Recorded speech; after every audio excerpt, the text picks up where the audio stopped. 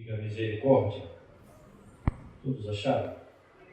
Vamos ler. Então estarei lendo, os irmãos acompanham, diz assim: cingido esteja o vosso corpo e acesas as vossas candeias. Sede vós semelhantes a homens que esperam pelo seu Senhor ao voltar ele das festas de casamento, para que quando vier e bater a porta, logo lhe abram. Bem-aventurados aqueles servos a quem o Senhor, quando vier, os encontre vigilantes. Em verdade vos afirmo que ele há de cingir-se, dar-lhes lugar à mesa e, aproximando-se, os servirá. Quer ele venha na segunda vigília, quer na terceira, bem-aventurados serão eles, se assim os achar. Quer ele venha na segunda vigília, quer na terceira, bem-aventurados serão eles, se assim os achar. Amém? Quero fazer mais uma oração? Vamos orar mais uma vez? A oração nunca é demais, né? Não tem qualificação. Sempre bom, é melhor ter orar demais do que de menos. Então vamos clamar mais uma vez, não desfazendo a oração do pastor, mas unindo a minha voz com a dele em oração, vamos clamar ao Senhor. Bendito e eterno, nós te louvamos, Senhor, e te adoramos, bendizemos o teu nome, reconhecendo a tua grandeza, a tua glória, a tua majestade, domínio e poder, reconhecendo, Senhor, a nossa total, plena, completa e exclusiva dependência do Senhor. Te louvamos por nesta noite estarmos reunidos nesta casa. Certamente a tua mão nos conduziu até aqui. E o Senhor tem algo, ó Deus, a nos entregar. E eu quero te pedir, ó Deus, que o Senhor abençoe os nossos corações. Tome as nossas mentes, Senhor. Senhor, que a tua palavra possa encontrar lugar em nós. E o Senhor ser exaltado em nossas vidas. Joga as barreiras por terra, todo impedimento, todo embaraço, Senhor. Ó Deus, guarda e protege a nossa mente, para que nada, Senhor, tire de nós o foco da Tua presença. Envolve-nos com a Tua graça e derrama sobre nós do Teu poder e da Tua unção.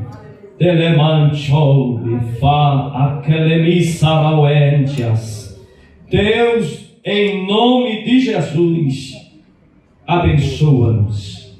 O Senhor nos conhece. Seja conosco, Senhor, a tua mão, a tua presença, em nome de Jesus, em nome de Jesus. Amém e amém. Amém. Os irmãos podem se sentar glorificando a Jesus. Sempre uma alegria estarmos nesta casa. Embora não com muita frequência aos cultos à noite, mas às quartas pela manhã, sempre que o Senhor nos permite, estamos aqui. A não ser quando estamos com algum compromisso, ou viajando, mas fora isso, temos sempre o prazer e a alegria de estar nessa casa, porque aqui nós entendemos que o Senhor tem nos abençoado. Não somente a nós, mas todos aqueles que vêm aqui para receber do Senhor. E Deus tem feito assim. Então é sempre uma alegria estar com os irmãos, adorando e bendizendo o nome do nosso Deus. Veio-me esta palavra ao coração. O pastor me deu este tema de discípulos posicionando-se pela fé. Então me veio esta palavra ao coração. O Senhor Jesus Cristo, nos seus discursos, alguns muito particulares para os seus discípulos, outros com a intenção de alcançar toda a multidão, ele traz muitos ensinamentos. Mateus, por exemplo, do capítulo 5 ao capítulo 7, Jesus traz o Sermão da Montanha. No Sermão da Montanha, Jesus vem desconstruindo tudo aquilo que estava sendo construído pelos fariseus. Todo o ensinamento que eles estavam trazendo para o povo, tudo que eles estavam infiltrando nos corações, Jesus vem desconstruindo. Os fariseus, eles ensinavam que a justiça era alcançada pelos seus atos. Então, quanto mais atos de justiça você praticava, mais conta você tinha com Deus. E os seus pecados, então, eram abatidos pelo crédito que você depositava através dos seus atos de justiça. Então, eles entendiam que as suas práticas de justiça, segundo eles, práticas de justiça, vão estar dando a eles crédito com os céus. E quanto mais eles praticam justiça, mais créditos eles vão ter. Então, quando eles pecam, vai ser recompensado e haverá um equilíbrio, porque eles estão com crédito devido aos seus atos de justiça. Praticavam os atos de justiça para equilibrar os seus erros e os seus pecados. Então, já que eu estou praticando muita coisa de bom, o Senhor vai ter misericórdia. E quando Ele for julgar a minha causa, Ele vai olhar para os meus atos de justiça. Então, eles pensavam desta forma, ensinavam desta forma, e Jesus vem e diz aos seus discípulos e toda a multidão que estava com Ele ali: bem-aventurados os que têm fome e sede de justiça, porque eles verão a Deus.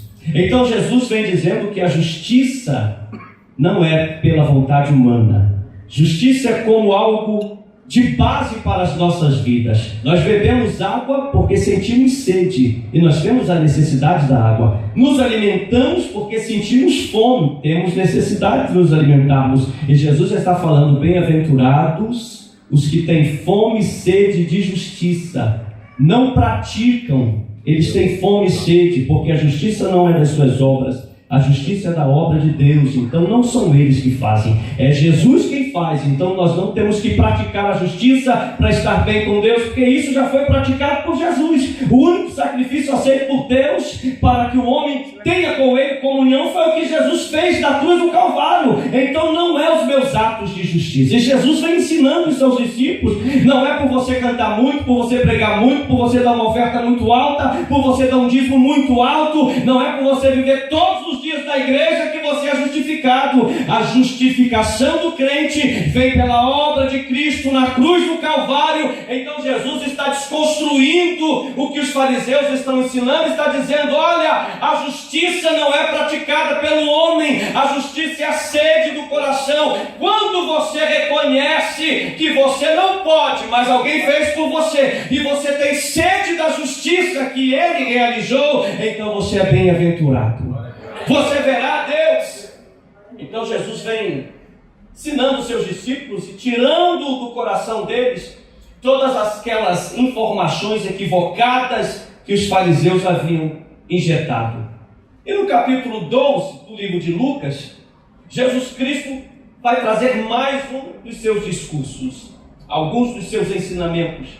Na verdade, este ensinamento do capítulo 12 do livro de Lucas, ele é muito especial e direcionado aos discípulos de Jesus. É uma conversa de Jesus com os seus discípulos, é um assunto diretamente aos seus discípulos. Mas há uma multidão em volta de Jesus, como sempre havia. Muitas pessoas querendo ser curadas, outras pessoas querendo alimento que Jesus multiplicava, outros querendo alimento espiritual, ouvir as palavras de Jesus. Então, a multidão estava ali por diversos motivos. E Jesus não dispensa a multidão. Ele poderia ter dispensado a multidão, ter chamado os discípulos em particular e ter diretamente a eles trazido aquele ensinamento, mas não. Jesus permite que a multidão esteja em volta e ele começa a ensinar aos seus discípulos. A Bíblia diz que em algumas ocasiões Jesus falava por parábolas, para que as pessoas não entendessem. Até os discípulos, e algumas delas não entendiam, não compreendiam, e em a sós com Jesus, eles iam interrogar o mestre: explica-nos, Senhor, o que isso quer dizer? E Jesus então dava a explicação. Falava por parábola, o povo não entendia. Era diretamente para os seus discípulos. Estes às vezes não entendiam, mas Jesus depois trazia um esclarecimento. E aqui é uma conversa de Jesus, muito direta para os seus discípulos. Jesus não está ali com a intenção de alcançar a multidão, não, porque essa conversa aqui é para discípulos. Essa conversa é para aqueles mais chegados. Esta conversa são para os obreiros, são aqueles que o Senhor chamou para os enviar e realizar a obra. Jesus iniciou o seu ministério terreno, começou a pregar, começou a ensinar, a curar, a libertar, a transformar vidas. O seu ministério teve início ali. A igreja que ele veio para estabelecê-la sobre a terra, em breve também teria uma forma. Ele é o cabeça da igreja, mas ele é quem estava dando forma a esta igreja. E a obra que ele veio realizar, que ele veio dar início, na verdade, teria prosseguimento pelo corpo, porque a cabeça seria novamente voltada aos céus, ou voltaria para os céus, e era o corpo que iria realizar esta obra. Então Jesus Cristo estava preocupado com a posição dos seus discípulos. E no capítulo 12 ele vem com alguns ensinamentos, dizendo aos seus discípulos: não vos preocupeis com o que vocês falarão quando diante das autoridades vocês forem levados. O Espírito Santo vos fará lembrar aquilo que eu vos ensinei. Descansem em vosso coração, preguem, anunciem, faça a minha obra. E Jesus está preocupado no início do discurso, a partir dos primeiros versículos, a tirar da mente dos discípulos a preocupação com o dia do amanhã.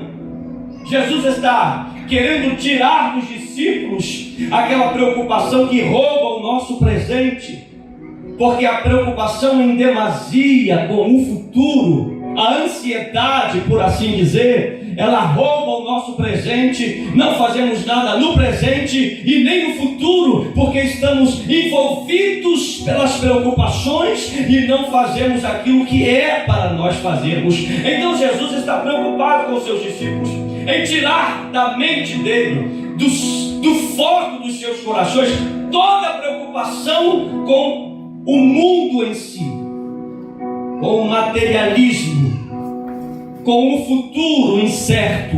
Então Jesus, nesse ensinamento, vai dizer aos seus discípulos: não vos preocupeis com o dia do amanhã. Olhem para as aves dos céus, não semeiam nem ceifam, contudo vosso Pai Celestial as tem alimentado, e de nada elas têm falta. Olhem para os lírios do campo, nem mesmo Salomão, com toda a sua glória, se vestiu como um deles.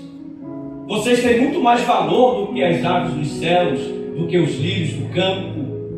Então não se preocupem com o dia do amanhã, com o que há vez de vestir, com o que há vez de comer, com o que há vez de beber, porque o vosso Pai Celestial trará sobre as vossas vidas as necessidades para o amanhã. Realizem o hoje que é para vocês fazerem. Se envolva hoje naquilo que eu vos chamei para realizar. E deixe que do amanhã o vosso Pai cuidará. E quando o amanhã chegar, trará também para vós as provisões de Deus, que cuidará das vossas vidas. Então hoje cuidem da minha obra e se envolvam nela, e deixem as preocupações com o amanhã de lado, porque por maior que sejam as vossas preocupações, não vai alterar em nada as vossas vidas. Não haverá acréscimo de um palmo sequer na vossa estatura. Então o dia do amanhã deixe na mão do Pai Celestial e viva o dia de hoje. E no dia de hoje lance a mão no arado, realizem a minha obra, façam a minha vontade, esqueçam do amanhã, se preocupem tão somente com a minha obra e deixe que das vossas vidas Deus cuidará. Jesus está preocupado porque após a sua partida, os seus discípulos podem se deixar levar pelas preocupações em demasia e abandonar a causa do Mestre, lutando pelo amanhã incerto, que nós nem sabemos se ele vai chegar. Tem muitos discípulos de Jesus que abandonam a obra, não por covardia, não porque não querem mais fazer, mas porque se preocupam demais com o amanhã. E no dia de hoje, em vez de fazer a obra de Deus, estão lutando pelo que vai ser do amanhã. Eles nem sabem se estarão lá, mas hoje a obra está presente. O nosso momento é este aqui. de lançar a mão no arado e de realizar a obra de Deus. Quantos corações não vêm para a casa do Senhor fechado por preocupações com o que vai ser do amanhã, conta para pagar, desemprego, a situação do país, onde isso tudo vai parar? Senhor, o que eu vou fazer da minha vida? E entra no culto e fica com o coração fechado, não consegue se ligar nos céus, não consegue sentir graça de Deus, não consegue adorar ao Senhor, não consegue se lançar na presença do Senhor e passa o tempo todo do culto com a mente maquinando o que vai acontecer no amanhã. E o que é para fazer hoje não faz, porque as preocupações tomam todo o lugar. Então Jesus está preocupado, ele vai voltar para o Pai, e a obra que ele iniciou vai ser realizada por nós, pelos discípulos, e ele quer então tirar dos seus discípulos toda a preocupação com o dia do amanhã. Esqueçam o dia do amanhã e façam a minha vontade hoje, a minha obra hoje, que no amanhã o Senhor cuidará de vocês. Então, no meio do discurso de Jesus, ele vai falar muito mais coisas. Eu não vou me prender a muito detalhe aqui, não, senão a gente vai embora no tempo. No meio desse discurso, aí entra pastor Edmilson, né? Entra um desligado, aquele desligado que parece que não está prestando atenção em nada do que é dito, e ele interrompe a conversa com um assunto que não tem nada a ver, atrapalha o andamento do raciocínio. Mas até desligado na presença de Jesus, quando entra desligado, ele dá a Jesus uma abertura para Jesus entrar com o assunto dentro daquilo que o desligado apresentou. Tinha um homem ali que estava preocupado, e ele chegou para Jesus e disse assim: Mestre, manda que o meu irmão reparta comigo a herança. Esse assunto não tinha nada a ver com o momento, mas ele tinha tanta ânsia pelo dinheiro, preocupado com o seu irmão gastar tudo e não deixar nada para ele, que ele aproveitou o mestre. Mestre, manda ele repartir comigo a herança. Jesus não estava ali para isso. E Jesus é muito claro na resposta. Ele vai dizer assim: quem foi que instituiu-me como juiz entre você e seu irmão? Jesus está trazendo um lindo ensinamento. As palavras de Jesus são poderosas, mas aquele homem não estava prestando atenção em nada. Corta o assunto com algo que não tem nada a ver, achando que Jesus estava ali simplesmente pelos seus interesses próprios. Vou aproveitar que o mestre está aqui e ele vai dividir herança entre eu e meu irmão. E Jesus diz para ele: eu não fui instituído como juiz entre você e o seu irmão, mas aproveita o gancho deste assunto e diz aos seus discípulos assim: olha, existiu um homem. Aí ele conta uma parábola. Um homem que durante um ano as suas terras produziram em abundância, a sua riqueza aumentou tanto que ele olhou-se para si e disse assim: o que eu farei com tanta riqueza? Já sei, pensou o homem, eu vou construir celeiros maiores e vou derrubar os velhos e vou colocar tudo ali dentro. E assim o fez. Derrubou os seus celeiros velhos, construiu maiores, novos e tocou tudo ali dentro. E depois disto feito, ele vira-se para a sua alma e diz assim: alma, descansa, porque por muitos anos tu tens provisão. E Jesus diz que naquela noite uma voz dos céus brada, dizendo: louco, esta noite pedirão a tua alma, e o que tens preparado, para quem será? E com isso Jesus diz aos seus discípulos: não sejam gananciosos, não amem a riqueza, não sejam homens gananciosos. Vocês não podem amar a riqueza, não podem amar esta terra, porque vocês foram chamados para uma pátria celestial, e aqui vocês são representantes dos céus, e aqui vocês vivem na dependência dos céus. Então não amem a riqueza. Aleluia. Jesus aproveita este momento para dizer aos seus discípulos: vocês são diferentes. Vocês não podem amar a riqueza, vocês precisam descansar em mim. Então Jesus está ensinando aos seus discípulos a tirar os olhos de um amanhã incerto e olharem para o presente, esperando o momento de Deus chegar. E às vezes nós perdemos o presente, preocupados com o futuro. Então Jesus está preocupado com os seus discípulos. Jesus não quer uma igreja onde todos estejam envolvidos com a riqueza da terra e nas preocupações com o amanhã, porque senão a obra de Deus não vai andar. Jesus quer os seus discípulos envolvidos com a obra pela fé, dali pela fé. Fé é você viver por aquilo que você não está vendo. É a certeza das coisas que se esperam. Então Jesus quer uma igreja que não esteja preocupada com o amanhã, mas que no presente esteja envolvido com a obra, acreditando que do amanhã Deus irá cuidar. Separa discípulos. É discípulos que entendem isso. Quem não é discípulo não entende. Quem não é discípulo deixa Jesus de lado, arregaça a manga e corre atrás do prejuízo. Quem é discípulo faz aquilo que Jesus mandou fazer e confia que Deus no amanhã enviará provisão e providência para ele. Então eu fui chamado para quê? Para ser discípulo ou para não ser discípulo? Todos fomos chamados para sermos discípulos.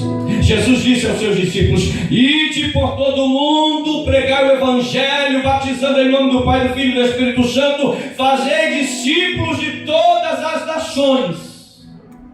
Ser crente é ser discípulo.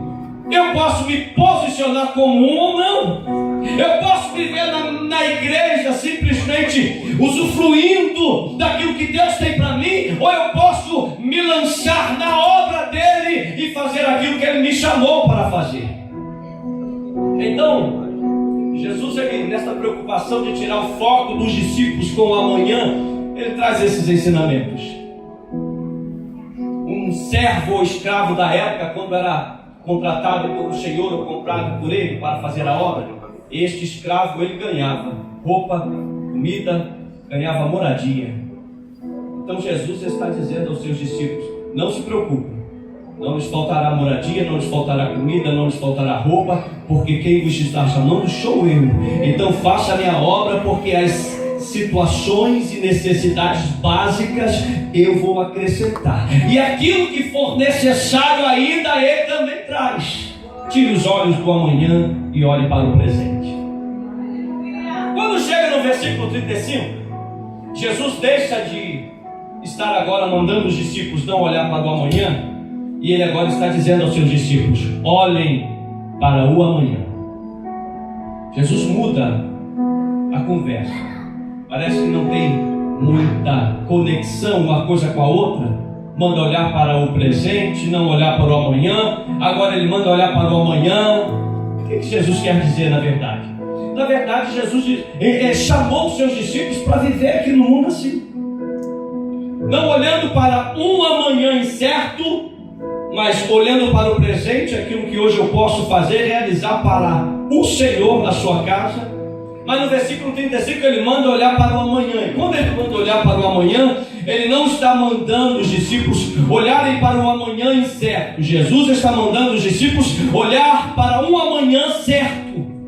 Um dia determinado por Deus, que chegará e nada impedirá que este dia chegue. Um dia que já está na agenda de Deus, que se aproxima muito depressa e que virá e acontecerá sem que nenhuma força no universo seja capaz de anular a chegada deste dia. Jesus, da mesma maneira que está dizendo para os seus discípulos: não olhe para o amanhã indefinido, porque você não sabe se ele virá para você. Ele está dizendo: olhe para o amanhã definido, um dia certo, porque este dia virá. Deus fará que este dia chegue e aconteça.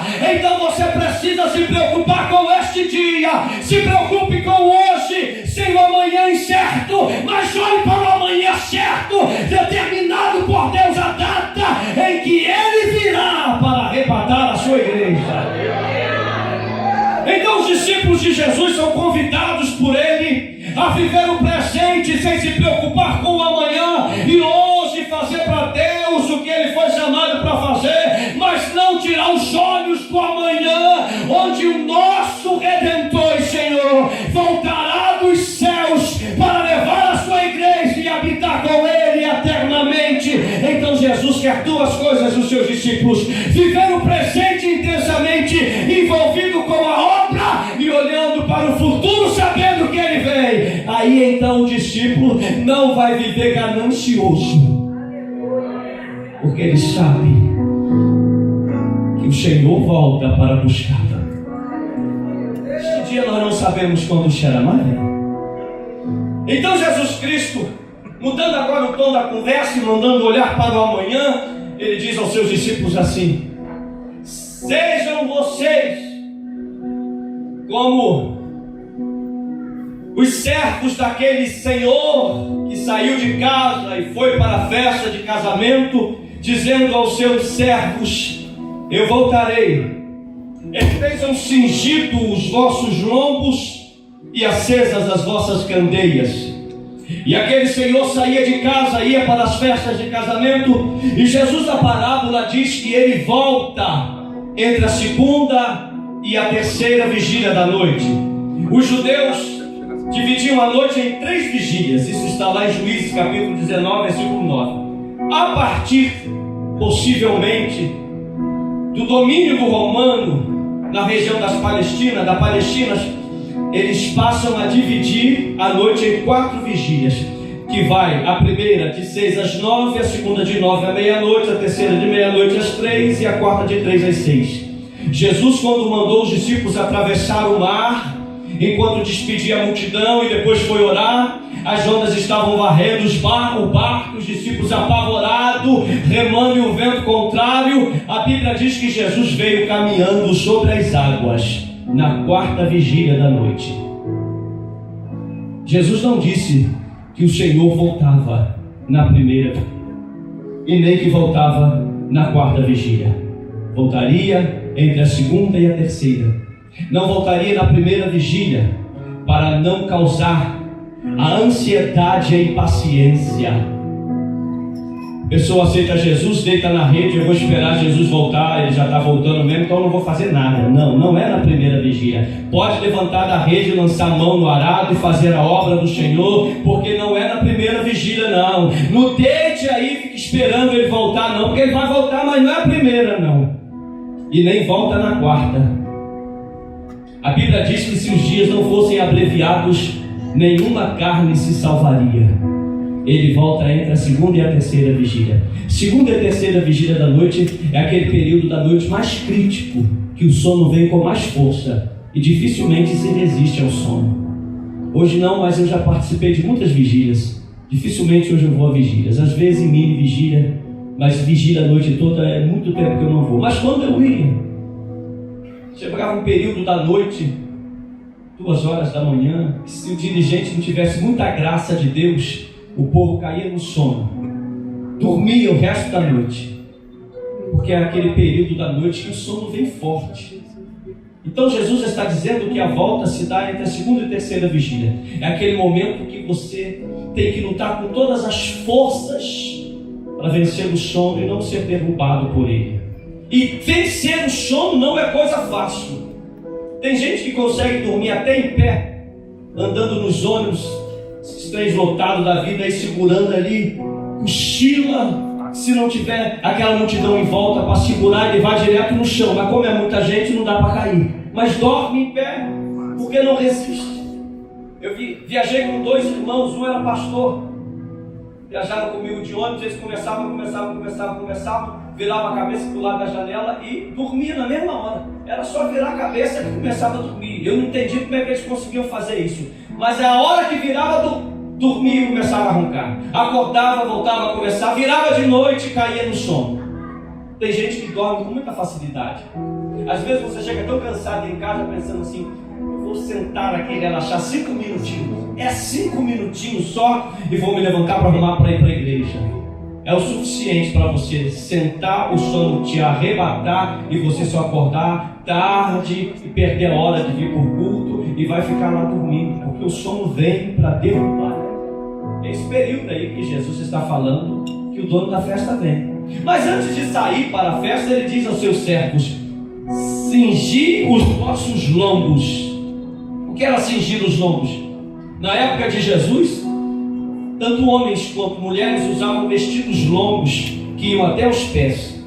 E geralmente a cor feminina e masculina para as roupas se diferenciava pela cor do cinto, porque os vestidos eram de mesma cor, eram até os pés. As irmãs que hoje em dia ainda usam vestidos até os pés sabem do que eu estou falando. Quando você tem um vestido até o pé, ele dificulta uma ação imediata e uma ação com emergência. Se você precisar correr, você vai tropeçar e vai cair, porque os vestidos estão até os pés. Então, quando a ordem era para cingir os lombos, eles pegavam os vestidos, puxavam para cima, amarravam a cintura e davam então facilidade para trabalhar. O trabalhador trabalhava com os lombos cingidos.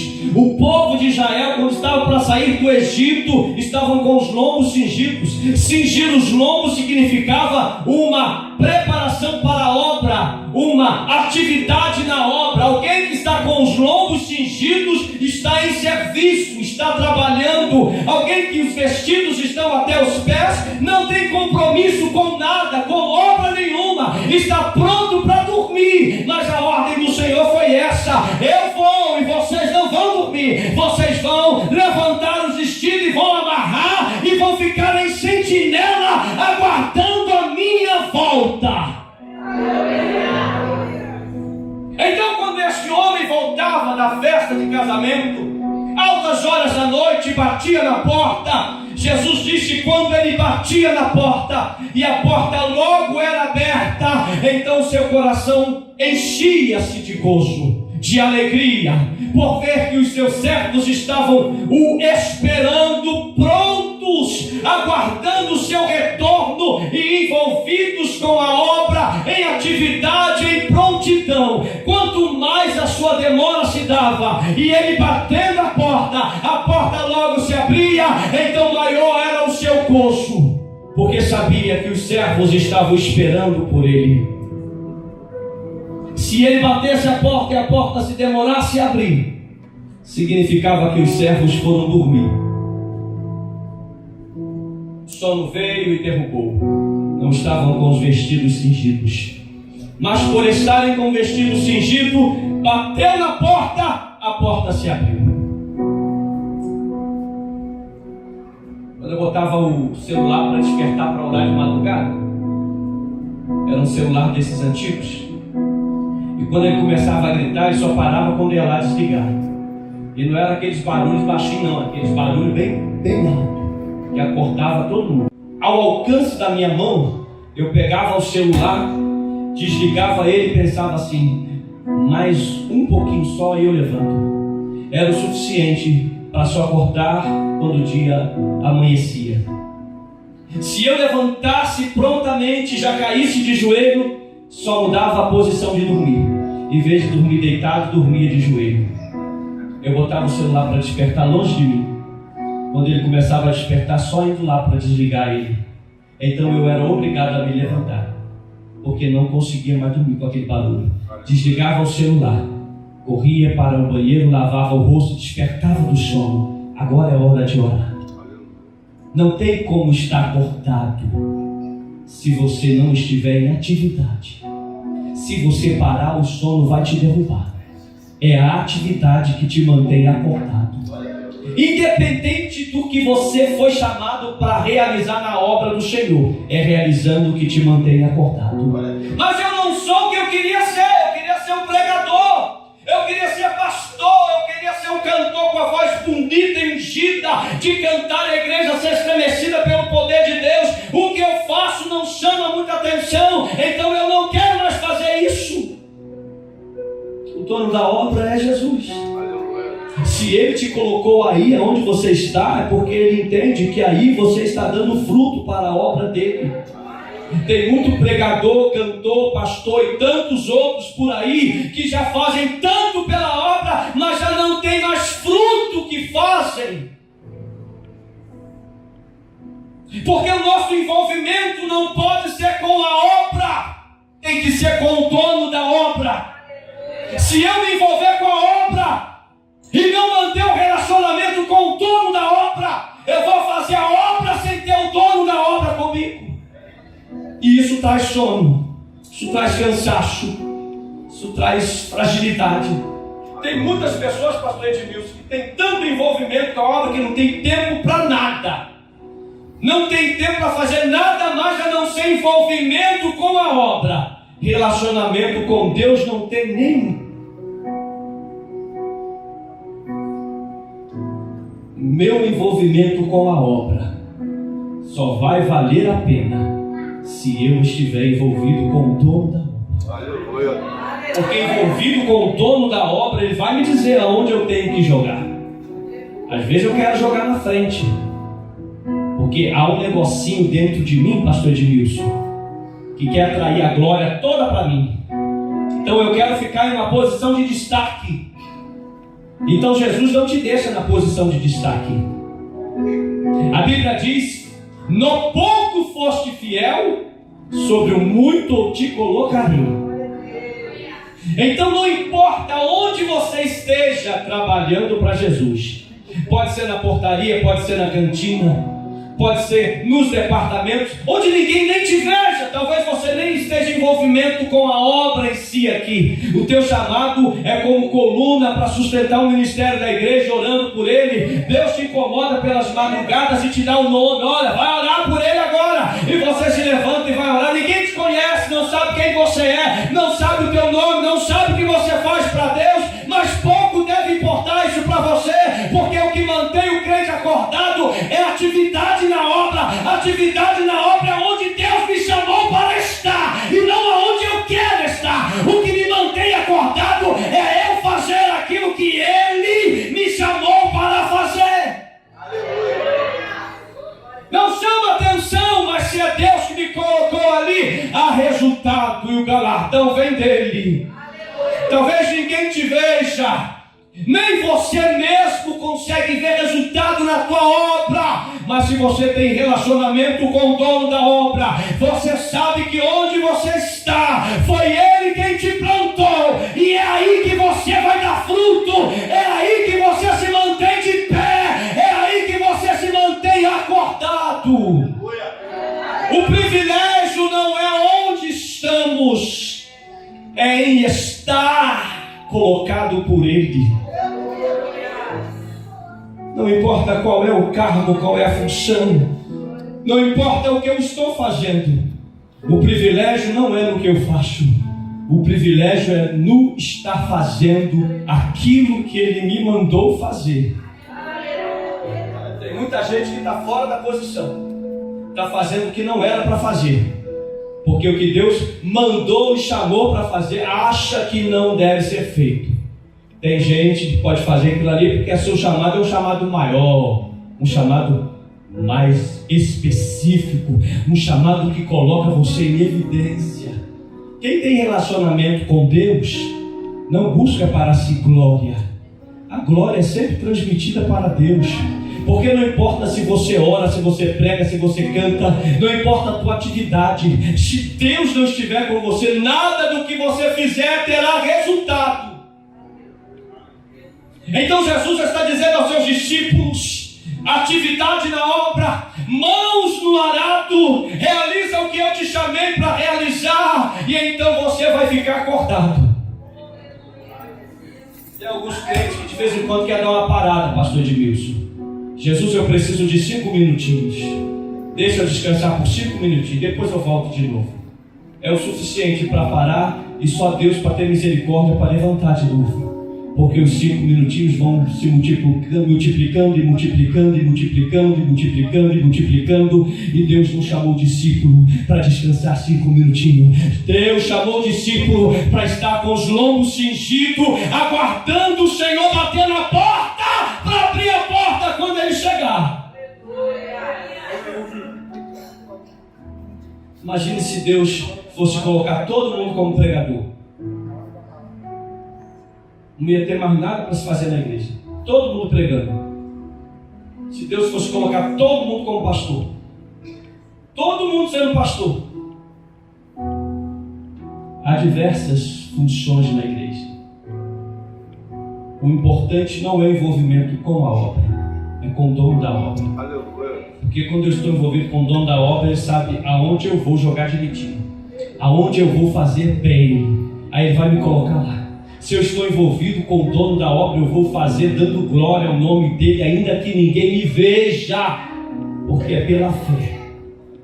E a recompensa dos céus. Quando o homem chegava em casa e a porta abria logo, ele entrava com o coração cheio de alegria. E Jesus diz a parábola: ele cingia os lombos, o dono da casa cingia os lombos. Havia uma mesa preparada para ele, porque os seus servos prepararam e estavam lá em sentinela esperando o retorno dele. E ele então dava ordem aos seus servos: sentem-se vocês à mesa, porque eu irei servi-los. E Jesus então conta que aquele homem ia servir aos seus servos.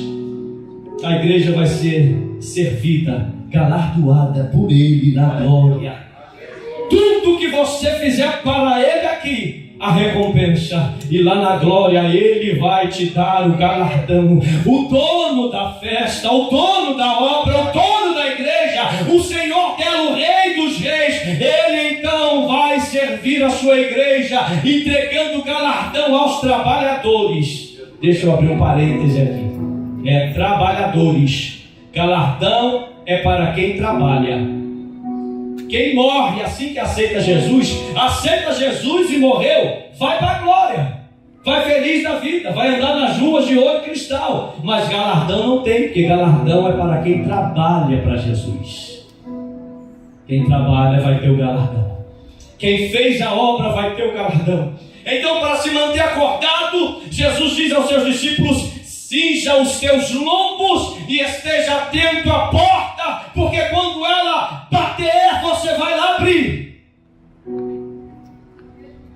E Jesus então agora, concluindo este conselho, ele vai dizer aos seus discípulos: cingi os vossos lombos e estejam acesas as vossas candeias. Jesus diz aos seus discípulos: esteja em atividade na minha obra, mãos na minha obra, fazendo o que eu te chamei para fazer, e com as candeias acesas. Quando o dono da obra voltava, altas horas da noite, diferente da nossa época, a época de Jesus, você sabe que alimentava as lâmpadas, ou lamparinas e candeias, eram os azeites. Hoje as nossas lâmpadas são alimentadas pela energia elétrica, mas na época de Jesus era o azeite que alimentava as lamparinas e as candeias. Então os servos estavam ali em prontidão, aguardando o Senhor voltar, e de olho nas candeias. O azeite está faltando, ele ia lá e preenchia o azeite. Olhava para a luz e não deixava ela apagar. Quando estava faltando azeite, quase acabando, ele ia lá e preenchia de novo, mas não deixava a luz se apagar. Quando dava noite, nessa época, não tinha luz em poste nas ruas, não tinha luz do lado de fora das casas, não. A luz era só dentro das casas, através das lamparinas, através das candeias. Então quando a noite caía, o povo logo se preparava para dormir, o povo logo ia dormir.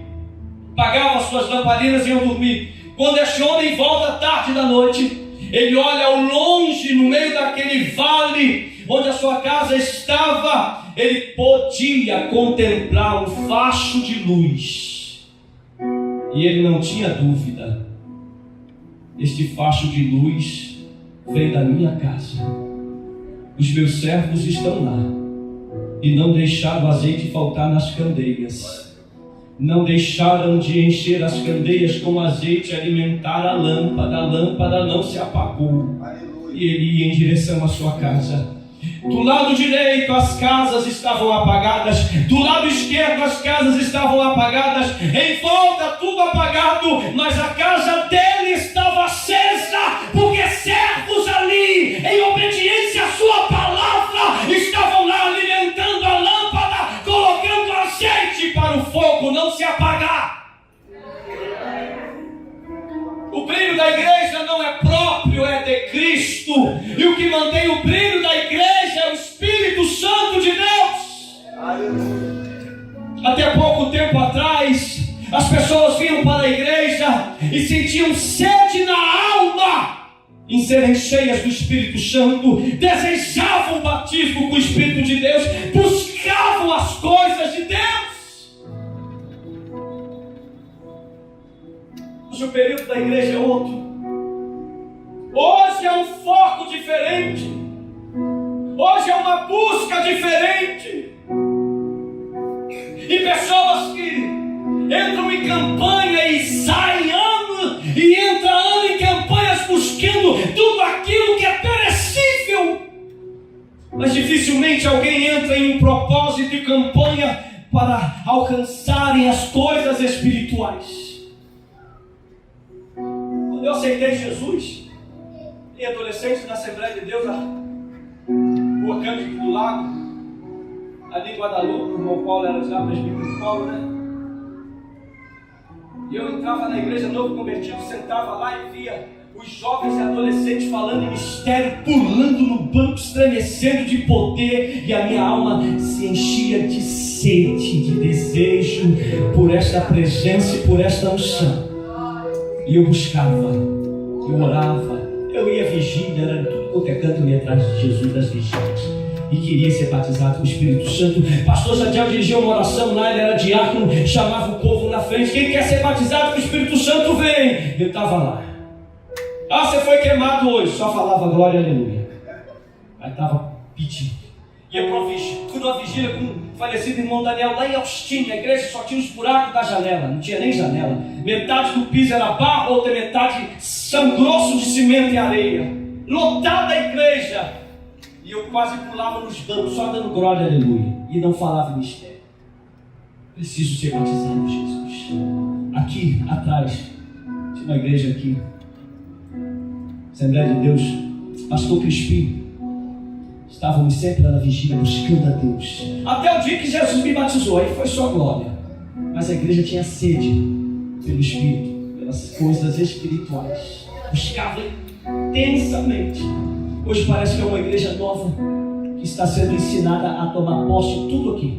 Ficar por aqui mesmo, que é aqui que vai ser o paraíso. Então estenda a tua mão e tome posse, que é teu, é teu, é teu, é teu. E o fogo se apagando, faltando azeite e ninguém busca. Mas ali estavam os discípulos de Jesus, preocupados com o fogo e mantendo o fogo aceso e não deixando a lamparina se apagar. Não pode faltar azeite. Não tem como fazer obra sem azeite. A essência, a produtividade da obra, ela vem com uma igreja cheia do azeite. Quem dá crescimento é o Espírito de Deus. Não é a sabedoria humana, não é a capacidade humana, não é a influência humana, não é o jeitinho brasileiro. Quem faz a obra avançar, crescer, florescer e multiplicar é o Espírito de Deus agindo na vida da igreja, que olha para a lamparina e não deixa o azeite faltar, está lá clamando para que o azeite esteja nela. Aleluia.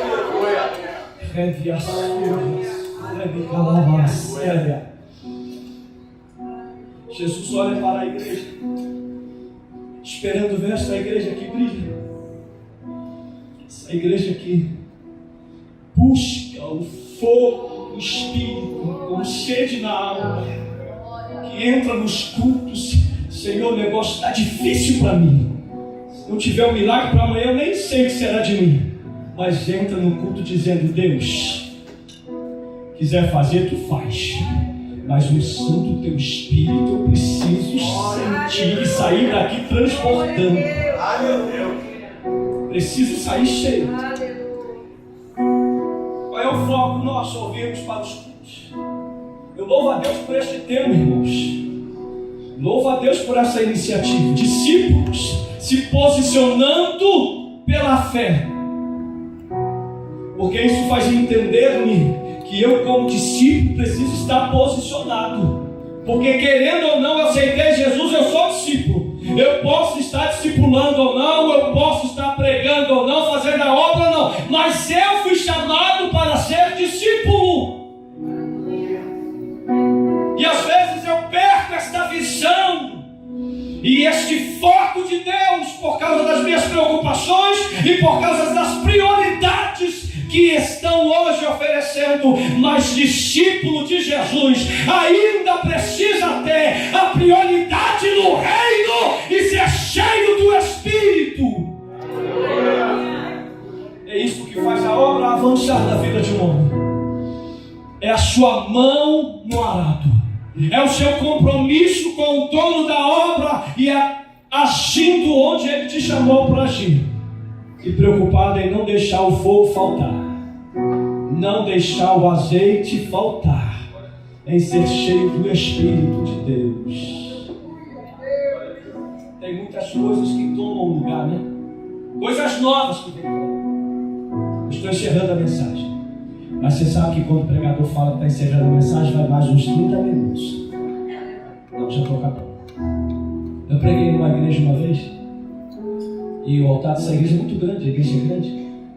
Chamaram as crianças ali de 4, 5 anos, 3, para louvarem, adorarem. E as crianças estavam adorando, louvando aquela apresentação, muito empolgada, pulando, levantando a mão, correndo para lá, naquela desarmonia bonita das crianças. E as professoras empolgadas com a apresentação, os pais se levantando com o celular só para bater as fotos.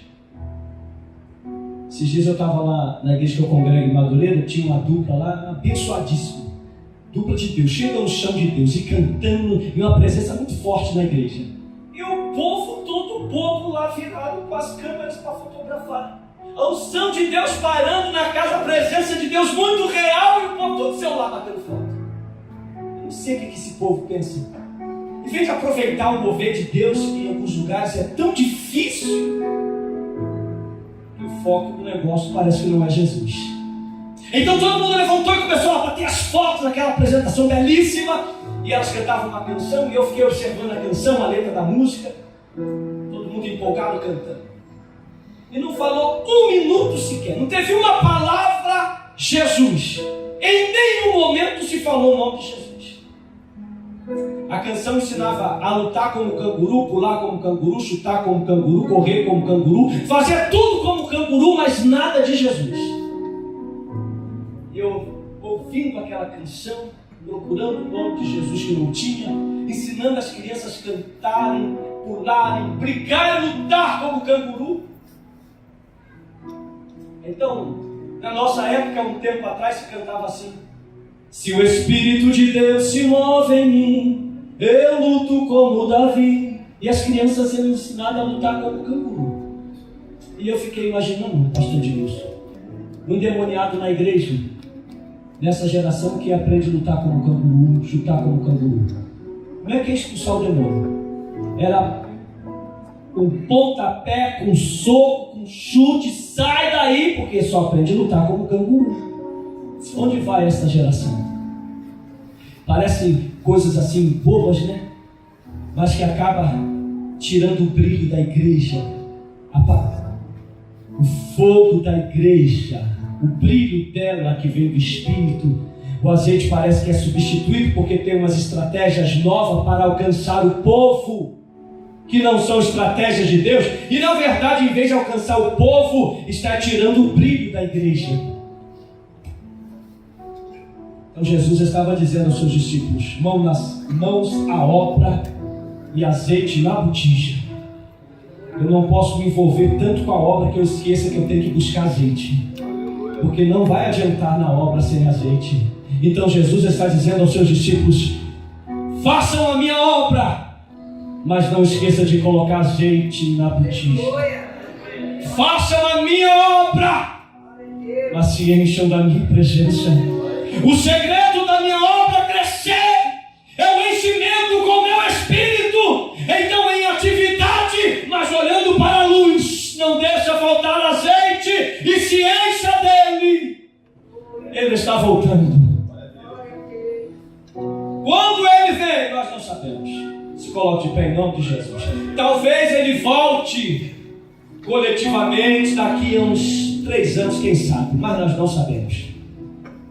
Mas a igreja de Cristo não deve estar olhando para o retorno coletivo, deve estar olhando para o retorno. Porque coletivamente a trombeta vai tocar e o povo será levado, os que estiverem em Cristo. Mas individualmente muita gente já ouviu o toque da trombeta esse ano. Muita gente já teve encontro com Cristo esse ano. Teve um irmão de uma igreja aí aqui perto.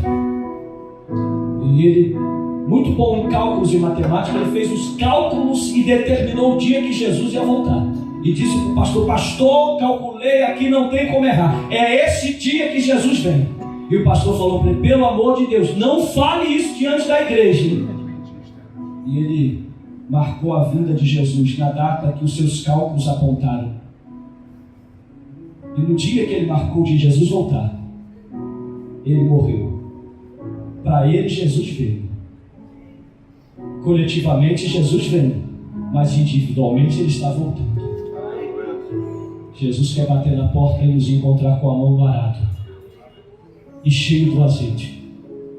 Quando ele virá, nós não sabemos. Pode ser hoje, pode ser amanhã. Nós não sabemos o que vai ser do amanhã, se nós estaremos aqui no amanhã. Por isso que hoje ele diz para a igreja: se envolva com a obra.